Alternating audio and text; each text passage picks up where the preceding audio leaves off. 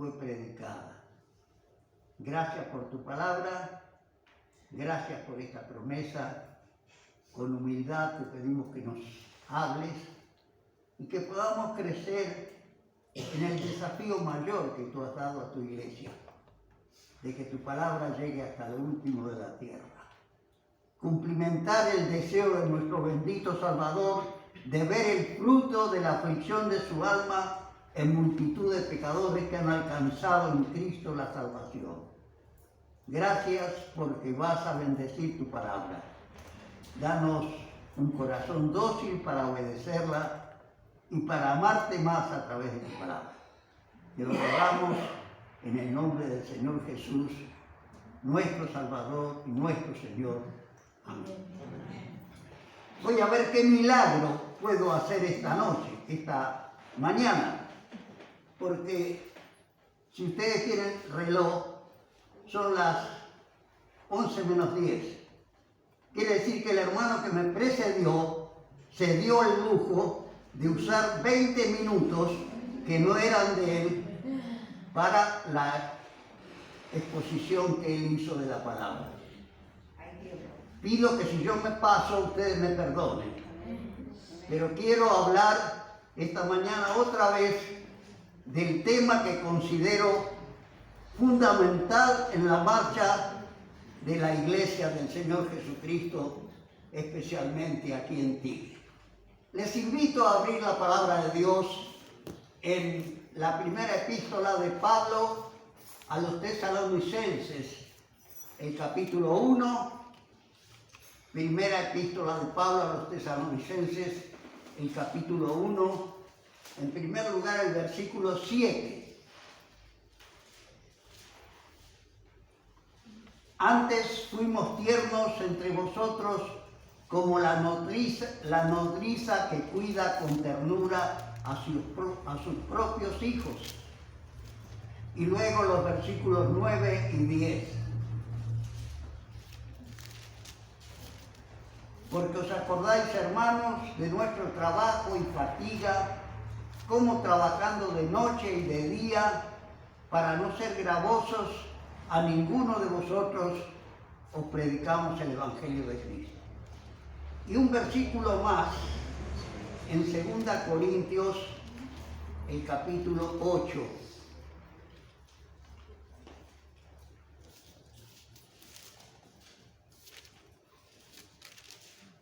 Capítulo 8 y los versículos 1 al 6. El apóstol Pablo dice a los corintios, la iglesia que tal vez mayores situaciones tuvo que corregir, estas palabras. Así pues, nosotros como colaboradores suyos os exhortamos también a que no recibáis en vano la gracia de Dios, porque dice, en tiempo aceptable, perdón, estoy leyendo mal. Os hago saber, capítulo 8, versículo 1. Asimismo, hermanos, os sabemos saber la gracia de Dios que se ha dado a las iglesias de Macedonia, que en grande prueba de tribulación, la abundancia de su gozo y su profunda pobreza abundaron en riquezas de su generosidad. Pues doy testimonio de que con agrado han dado conforme a sus fuerzas y aún más allá de sus fuerzas, pidiéndonos con muchos ruegos que les concediésemos el privilegio de participar en este servicio para los santos. Y no como lo esperábamos, sino que a sí mismos se dieron primeramente al Señor y luego a nosotros por la voluntad de Dios. De manera que exhortamos a Tito para que tal como comenzó antes, asimismo acabe también entre vosotros esta obra de gracia. He titulado la meditación de esta mañana, Cada creyente un misionero. La porción que terminamos de leer nos habla de un momento muy especial en la iglesia de Corintios. Ellos estaban pasando por tribulación, por persecuciones y nunca antes habían colaborado con la tarea de Pablo. En este caso era para una ayuda a los hermanos de la iglesia en Jerusalén. Y fueron tocados tan íntimamente que suplicaron a Pablo el poder ayudar. Suplicaron a Pablo. No les dijeron vamos a apoyar. Les rogaron que les permitieran ofrendar para esta ayuda que Pablo debía llevar en Jerusalén. ¿Y cuál es el secreto de esto?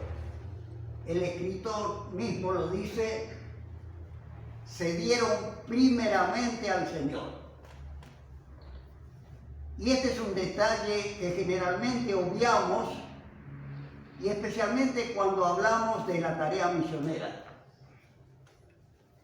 que se basa en personas que se han entregado al Señor y a quien el Señor puede hablar por su espíritu y orientar y marcar donde Él sabe que es más necesario que se predique el Evangelio de Cristo. Todos generalmente conocemos las bases para apoyar la tarea misionera. En primer lugar, ser consciente de cómo la tarea misionera está marchando sobre la faz de toda la tierra, donde no se ha predicado a Cristo, donde están teniendo problemas, donde están creciendo con más facilidad los que predican a Cristo, y tantos detalles que en primera instancia nos dan a entender que sabemos cómo se está desarrollando el deseo del corazón de nuestro Salvador, el que dijo: será predicado este Evangelio en todo el mundo para testimonio a todos los gentiles. En segundo lugar, orar por las misiones, con una oración que abunde, no con una oracioncita de 2 minutos, sino como teniendo conciencia de que lo que se está haciendo a través de la tarea misionera es proveer lo más importante que cualquier persona en el mundo necesita de Dios: su salvación. Y en tercer lugar, apoyar económicamente la tarea. Hace una semana se celebró en Rosario el culto recordando 40 años que el Señor había abierto esta oportunidad a las iglesias de América del Sur, de comenzar un ministerio que en este momento está asombrando al mundo por los resultados que está proveyendo.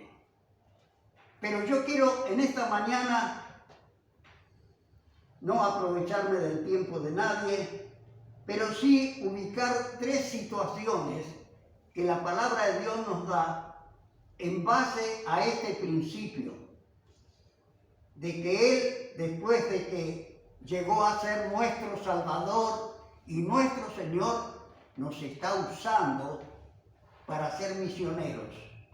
Tal vez no en África, como tuvimos que trabajar en algún momento, o en Oceanía, o en algún punto del planeta que no conocemos, pero tal vez alrededor nuestro, en aquello que está constituyendo la mayor falencia de la mayoría de las iglesias.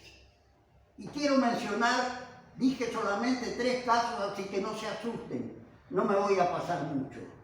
El primer caso lo encontramos en Lucas, el capítulo 8, los versículos 38 y 39, y la palabra de Dios nos habla de aquel hombre llamado el endemoniado Gadareno. Y el hombre de quien habían salido los demonios le rogaba al Señor Jesús que le dejase estar con él. Pero Jesús le despidió diciendo: vuélvete a tu casa y cuenta cuán grandes cosas Dios ha hecho contigo. Y él se fue publicando por toda la ciudad cuán grandes cosas había hecho Jesús con él. Si nos interiorizamos del relato, vamos a encontrar un momento en que el Señor Jesús toma a sus discípulos y un barco en una de las orillas del mar de Galilea y le dice a los discípulos: pasemos al otro lado. Lo que me asombra es el hecho de que en el traslado sucedió la tormenta y el Señor Jesús dormía en el barco. Y lo despertaron. Y los discípulos se enteraron que ese ser que estaba con ellos en el barco tenía poder para anular la tormenta. Y así lo hicieron.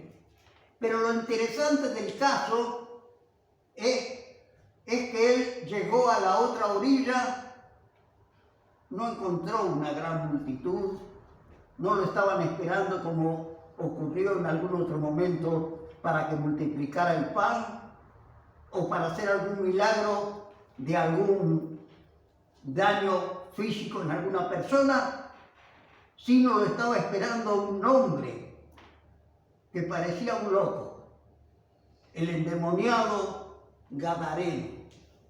Lo estaba esperando. Si nosotros analizamos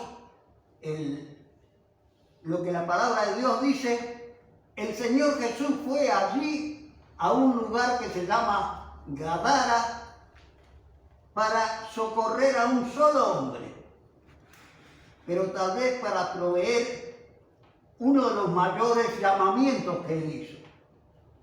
En cuanto apareció allí, no sabemos cómo el endemoniado sabía que era el Señor Jesús e inmediatamente lo enfrentó pidiendo misericordia, sabiendo que el Señor Jesús echaba a los demonios.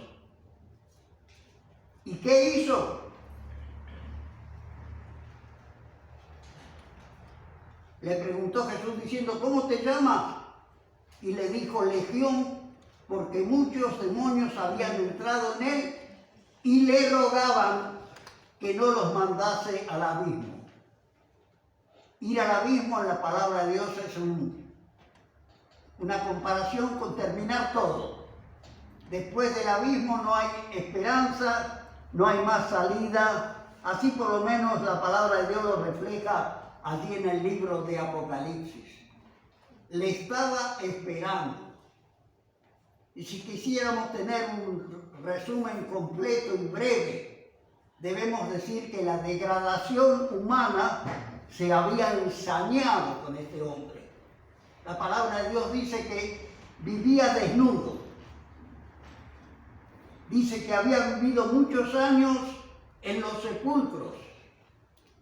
Pero dice una cosa importante: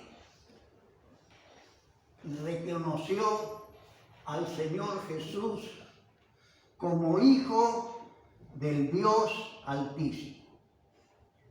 Y qué maravilloso es cuando una persona llega a tener este conocimiento.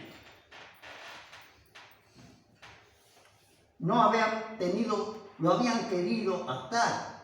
Dice que lo habían atado con cadenas, se había roto las cadenas. Los expertos de aquel tiempo dicen que una legión, cuando el Señor Jesús le preguntó ¿cómo te llamas?, él dijo: me llamo legión porque somos muchos. Una legión era constituida por 3.000 a 6.000 personas. Pero accedió el Señor a algún pedido de este endemoniado. No se nos habla que el Señor accediera a muchos peligros. Me asombra la manera como proliferaban en aquella zona los demonios. Y una idea que me pasó por la cabeza es si no sería que el enemigo del Señor Jesús estaba procurando dejar establecido en ese lugar una contradicción a lo que el Señor quería hacer. Aquel hombre le dijo: si nos sacas de este hombre, permítenos ir a los cerdos. Y dice que parece que había una barranca. Y Jesús le contestó positivamente la oración. Los dejó ir. Y los cerdos se fueron por la barranca y se ahogaron en el mar de Galilea. No se nos dice que había otro ser que pudiese haber detectado quién era el que había hecho esto. Lo que sí nos dice que cuando los dueños de los cerdos fueron a la ciudad y avisaron: hay un hombre que nos mató a todos los cerdos allá. Ellos vinieron y se asombraron. ¿Por qué? Porque el endemoniado gadareno estaba vestido, sentado y en su juicio cabal. ¿Y qué dice que pasó? ¿Cuál fue el sentimiento que embargó a aquella gente? Tuvieron temor. La palabra de Dios nos dice que el Señor Jesús vino a los suyos y los suyos no le recibieron. No sabemos si acá había gente de los suyos, pero sabemos que fue uno de los pocos lugares donde le pidieron al Señor Jesús que se fuera. En algunos lugares miraban cómo atraparlo para que fuera rey de ellos y les diera de comer. Y el Señor Jesús captó la idea y en una oportunidad le dijo: ustedes me buscan por esto, no por lo otro. Pero ¿qué conclusión sacamos? El Señor Jesús, el endemoniado, después de haber sido totalmente restaurado, después de haber sido la nueva criatura en Cristo, que la palabra de Dios dice que ocurre cuando recibimos a Cristo, parece vivir al lado del Señor Jesús. Creía que el lugar que él tenía que ocupar, haciendo la voluntad de Dios, era al lado del Señor Jesús. Y el Señor Jesús lo contradijo y le dio la orden válida para aquel hombre. Le dijo: vuélvete a tu casa. ¿En qué otro lugar podía dar una evidencia mejor de que era otro hombre? Sino en la propia casa, en el lugar donde causaba los daños, de donde tal vez se había escapado, y ahora aparecer hecho una nueva criatura en Cristo. Vete a tu casa, vuélvete a tu casa, vuélvete, y cuenta cuán grandes cosas ha hecho Dios contigo. Y él se fue. Qué importante es cuando una persona recibe a Cristo y enseguida lo obedece. Y él se fue publicando por toda la ciudad cuán grandes cosas había hecho Jesús con él. Nos preguntamos: ¿pudo haber hecho alguna cosa mayor el Señor Jesús que esta que hizo? No. Y queridos hermanos, yo quiero recalcar algo importante. Si nosotros hemos recibido al Señor Jesús como nuestro Salvador y nuestro Señor, no hay ninguna cosa mayor que Dios podía permitir que se hiciera en nosotros. Es largo mencionar el diccionario de bendiciones que una persona, cuando es hecha una nueva criatura en Cristo, llega a tener, y llegar a lo que Pablo dice cuando lo consideremos. Vamos a mencionarlo: Cristo vive en mí. El Hijo de Dios en la vida de un hombre que había sido una plaga. Es el primer ejemplo. Hermanos, cada uno de nosotros no está llamado tal vez para ir a lugares lejanos, pero tal vez tiene a su alrededor personas a quien predicar, no tanto con la Biblia como por su ejemplo. Demostrar que es una nueva criatura en Cristo. El otro día una vecina la atacó a mi señora allí en el barrio, y lo digo, no me quiero enorgullecer por esto. Le dijo: ustedes son los mejores vecinos del barrio.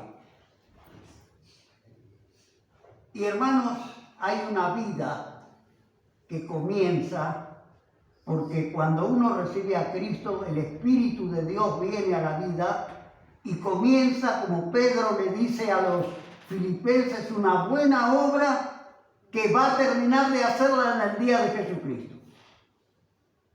Pero que es un desafío latente en la vida de cada uno de nosotros, que debemos oírlo y debemos procurar ponerlo por obra en cada una de nuestras vidas.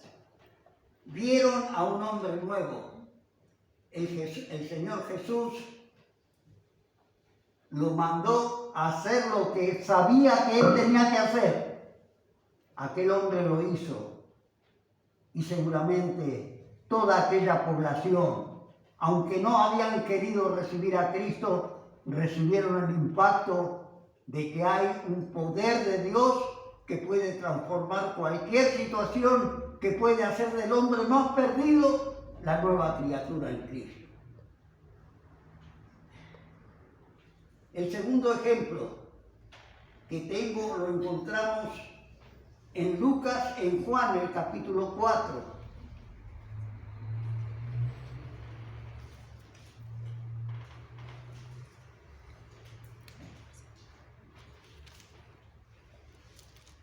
Los versículos, debiéramos leer todo el pasaje, pero vamos a leer el 25 y el 26 de Juan 4. Le dijo la mujer: sé que ha de venir el Mesías, llamado el Cristo. Cuando Él venga, nos declarará todas las cosas. Jesús le dijo: yo soy el que hablo contigo. El Señor Jesús venía de Galilea a Jerusalén, había recorrido una parte del camino que lo hizo cansarse, llegó a una zona que era Samaria y en una aldea que se llamaba Sicar, dice la palabra de Dios, que se sentó a la orilla de un pozo para esperar que sacaran agua y poder beber. Pasó lo inédito. En primer lugar, cuando el Señor Jesús mandó a sus discípulos de dos en dos, les dijo: vayan a los perdidos de la casa de Israel, no vayan a los gentiles ni a los samaritanos. Y aquí el propio Hijo de Dios estaba frente a una mujer samaritana, a quien el Señor Jesús le dijo: yo soy el Mesías, el que habla contigo. Y el Señor Jesús comenzó a aclararle la situación de cómo era el tema de la adoración, de cómo los samaritanos se habían desviado, eran una raza mixta, no eran más judíos puros, habían empezado la adoración en un monte que se llamaba Gerizim, y en vez de ir a Jerusalén al templo, adoraban ahí, y le aclaró muy bien qué es la adoración que Dios espera de una persona y aún de una mujer como la mujer samaritana. Usó el tema del agua para comenzar el diálogo que luego lo llevó a decirle: yo soy el Mesías. Los versículos 39 al 42 nos hablan del resultado, de lo que la mujer hizo cuando se dio cuenta que el Señor Jesús le aclaraba qué era su vida particular. Cuando después de aclarar quién era el Mesías, lo que es la adoración, el agua viva que Jesús podía darle para que no tuviese sed jamás, aquella mujer se fue a la ciudad y empezó a hablar fuerte, a pregonar he encontrado un hombre que me ha dicho todo lo que he hecho. ¿Por qué? El Señor Jesús le preguntó, ¿cuántos maridos tienes? No, ve y llama a tu marido. Y ella le dijo, no tengo marido. No sé qué sería el quinto que la mujer reconoció que estaba con ella. Y el Señor Jesús le dijo, sí, tuviste 5 maridos y el que ahora tienes no es tu marido, esto has dicho con verdad. ¿Y qué pasó con aquella mujer? Y con este mensaje que llevaba, que le había dicho el Señor Jesús todo lo que era su vida, trajo a una multitud de samaritanos. Escucharon al Señor Jesús. No pasó como el endemoniado gadareno, quedó solito allá, sino estos escucharon al Señor Jesús. ¿Y qué pasó? Y le dijeron a la mujer, ya no creemos solamente por tu dicho, porque nosotros mismos hemos oído y sabemos que verdaderamente este es el Salvador del mundo, el Cristo. Y hermanos, ¿qué situación es de más importancia para un creyente? Fue, es y será esta declaración de los samaritanos. Nosotros no creemos solamente por tu dicho. Ya la palabra del Señor Jesús, que había aclarado cuando los discípulos lo vieron hablar con la samaritana, y el Señor Jesús entonces les dijo, alzad vuestros ojos y mirad los campos, para allá están blancos para la siega. Y el que siega recibe salario y recoge fruto para vida eterna, para que el que siembra goce juntamente con el que siega. Porque en esto es verdadero el dicho, uno es el que siembra y el otro es el que siega. Yo os he enviado a segar lo que vosotros no labrasteis, otros labraron, vosotros habéis entrado en sus labores. No había ido a ningún seminario la mujer, ni los samaritanos. Simplemente el Espíritu Santo que estaba en la vida de nuestro Salvador había comunicado la verdad que el Señor Jesús había entregado. Y esto es lo importante de la tarea misionera. Que aquellos que nos rodean, que los que están cerca y los que están lejos, lleguen a saber que solamente hay un Salvador, el único, y en ningún otro hay salvación, porque no hay otro nombre dado a los hombres que el nombre del Señor Jesús para ser salvos. Le pidieron al Señor Jesús que se quedara con ellos, no lo despidieron porque tuvieron miedo, cambiaron totalmente la actitud del gadareno y le pidieron, y el Señor Jesús se quedó 2 días aclarando todo lo que ellos debían saber para que esa semilla que él había implantado en principio en el corazón de aquella mujer diese los frutos para los cuales el mejor misionero, el Señor Jesús, había visitado aquella zona. El Señor Jesús dijo una verdad aquí que no podemos olvidarnos al tratar el tema misionero. Alzad vuestros ojos y mirad los campos, porque ya en aquel tiempo el Señor Jesús nos dijo, más adelante, dentro de una década, no, ya están blancos para la siega. Ya se podía empezar a anunciar que Él iba a ser el Salvador del mundo, que Él iba a realizar la tarea de la cruz, que iba a invertir su vida preciosa para recuperar a todo pecador que quisiese conocer la salvación de Dios. El tercer caso, como ustedes se darán cuenta, no podemos hablar de misiones sin mencionar a Pablo.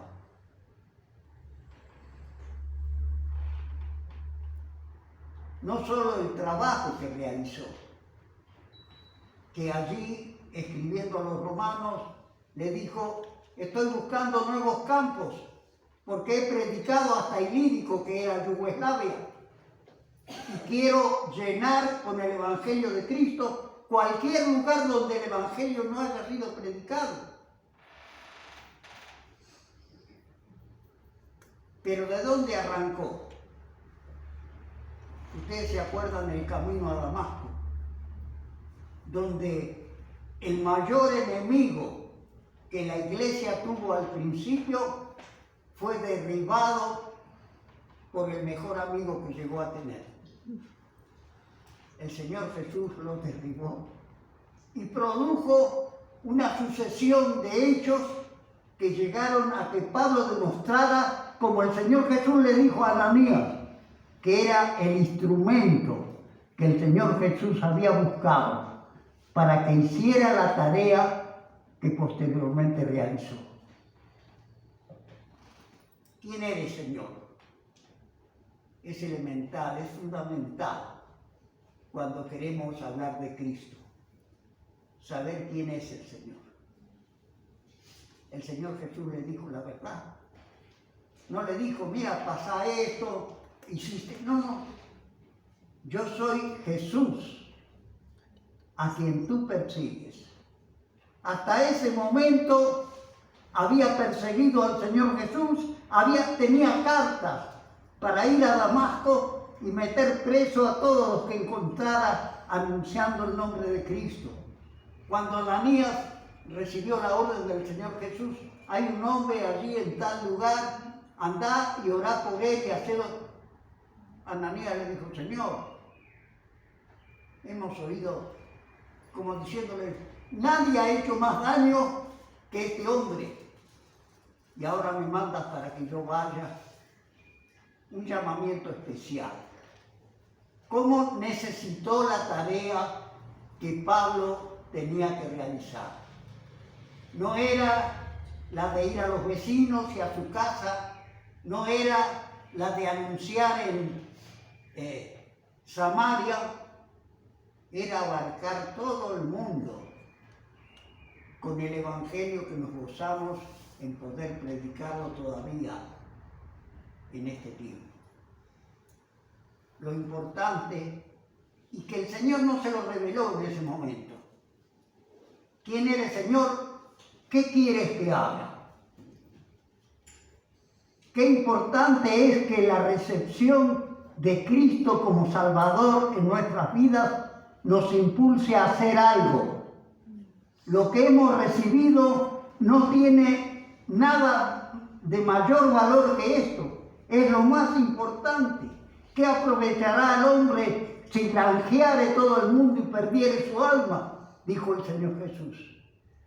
Y Pablo estaba entrando en el camino de la recuperación de su alma. ¿Qué hizo Pablo? Se quedó allá tirado en el suelo, se quedó oyendo la voz. Dice la palabra de Dios que entró en Damasco, que recibió la vista que aquel discípulo Ananías le dio,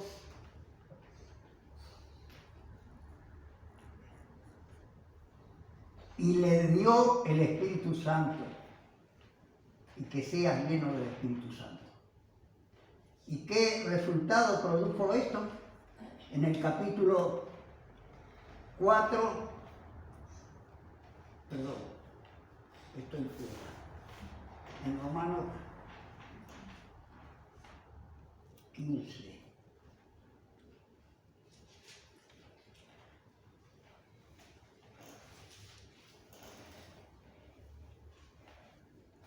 ...20 y 21. Y de esta manera me forcé a predicar el Evangelio, no donde Cristo ya hubiese sido nombrado, para no edificar sobre fundamento ajeno, sino como está escrito: aquellos a quienes nunca les fue anunciado acerca de él verán, y los que nunca han oído de él entenderán. En la palabra de Dios nos dice que en cuanto, capítulo 9 de los Hechos, tomó aliento por haber comido,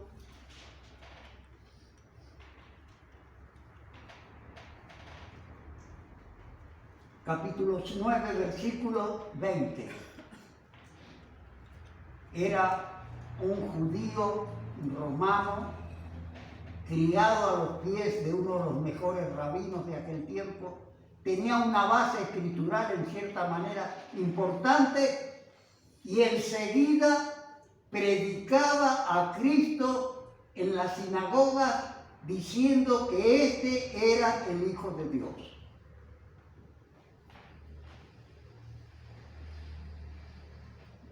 El Señor nos ha encontrado en el camino de nuestras vidas, nos ha enfrentado con la realidad de que éramos pecadores.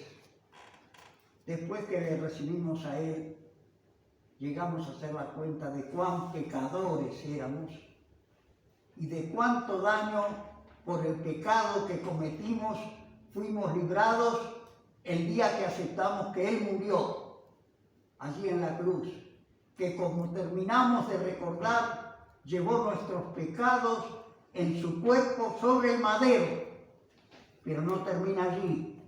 Para que nosotros, siendo muertos a los pecados, vivamos a la justicia por la herida del cual hemos sido sanados. Esta entrevista en el camino a Damasco le hizo reconocer, como dije hace un momento, pudo decir, con Cristo estoy juntamente crucificado. Y vivo no ya yo, Cristo vive en mí. Qué detalle tremendo. Cristo vive en mí. Y es el desafío de cada creyente. Dar a entender que Cristo vive en cada vida.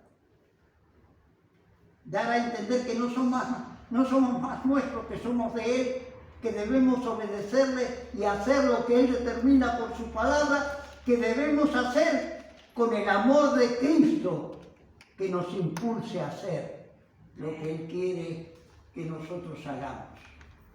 Queridos hermanos, cuántas cosas se podrían decir acerca del apóstol Pablo, cuánto hay para comentar en la vida de aquel hombre que era el terror en Gadara, el endemoniado, después de haber recibido a Cristo, quería más de Cristo, vivir al lado de Él. Y el Señor le dijo, vete a tu casa, a los tuyos. Hay un mensaje para entregar por el cambio de vida en la vida de un creyente. De un ser que odiaba, que perseguía, que como dijo en alguna oportunidad cuando los creyentes eran muertos, Él había dado su voto para que los mataran. Y ahora podía decir, Cristo vive en mí. Y lo que ahora vivo en la carne, lo vivo en la fe del Hijo de Dios que se entregó a sí mismo por mí.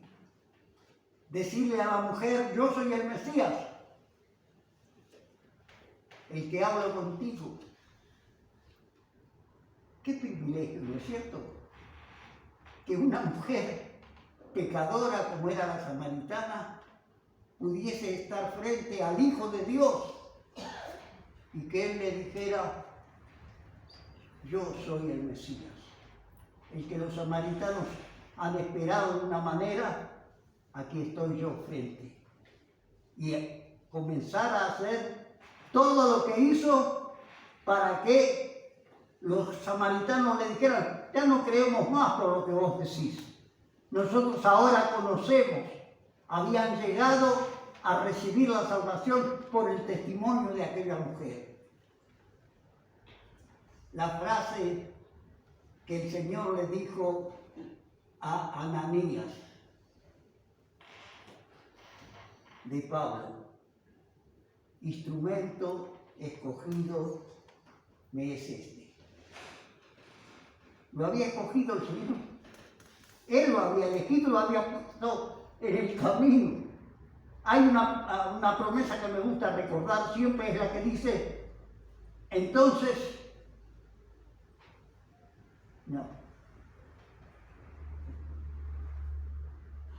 te haré entender y te enseñaré el camino en que debes andar, sobre ti fijaré mis ojos.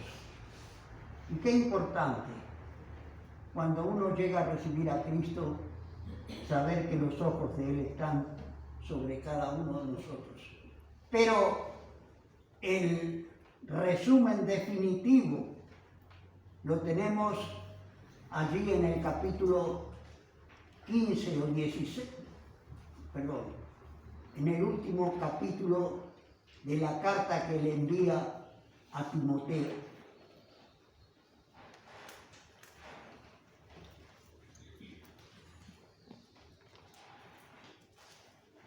Donde el apóstol Pablo le dice: he acabado la carrera. Nos iremos de este mundo diciéndole al Señor: Señor, me faltó hacer algo. El apóstol Pablo tenía la convicción de que había hecho todo lo que el Señor le había mandado. He guardado la fe. Qué detalle, ¿eh?